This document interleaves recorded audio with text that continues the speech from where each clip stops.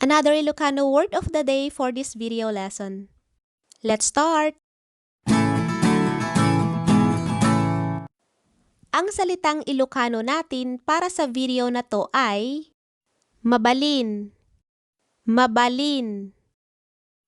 Ang katumbas na salita ng mabalin sa Ingles ay okay at can.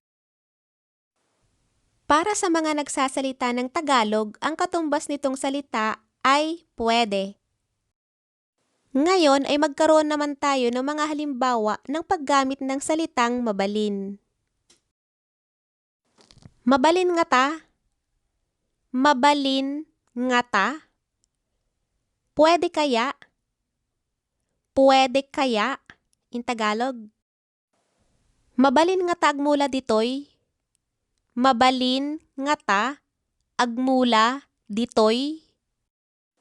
Pwede kayang magtanim dito, pwede kayang magtanim dito.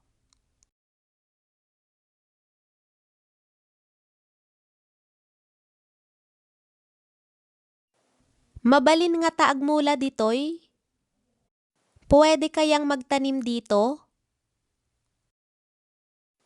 Mabalin ka nga makasarita, mabalin ka nga makasarita.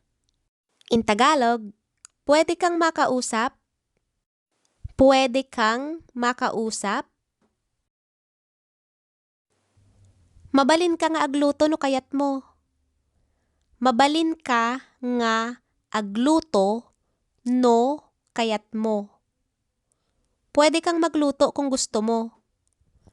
Pwede kang magluto kung gusto mo.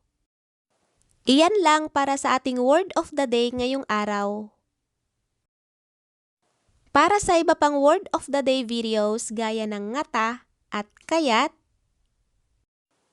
panoorin nyo na lang yung iba pang mga leksyon dito.